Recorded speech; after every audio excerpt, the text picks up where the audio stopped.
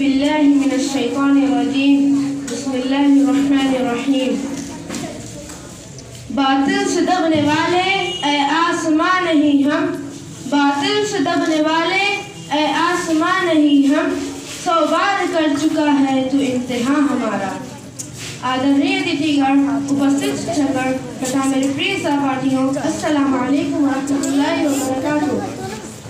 सबसे पहले मेरी तरफ से आप सभी को गणतंत्र दिवस की 70वीं वर्षगांठ पर हार्दिक बधाई उस दिन की जिस दिन हमारा देश एक गणराज्य बना।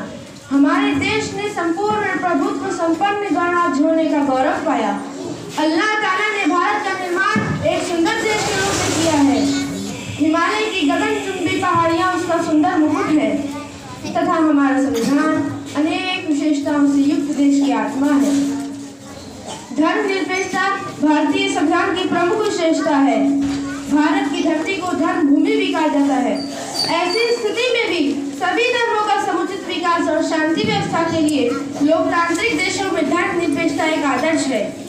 यदि भारत के इस आदर्श को विश्व परिदृश्य में स्वीकार कर लिया जाए तो न तो आतंकवाद हो, न तो उसको रोकने के लिए सरकारों द्वारा खर्च की जाने वाली विशाल राशि व्यर्थ हो।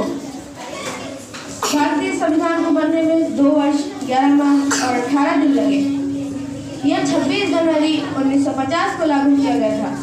भारत का संविधान विश्व का सबसे लंबा लिखित संविधान है। हमारा संविधान डॉक्टर भीमराव अम्बेडकर, डॉक्टर राजेंद्र प्रसाद, मोहम्मद आसिफ अली, सैयद मोहम्मद सादुल्लाह एवं बदरुद्दीन तैयब जी के अथक प्रयासों का परिणाम है।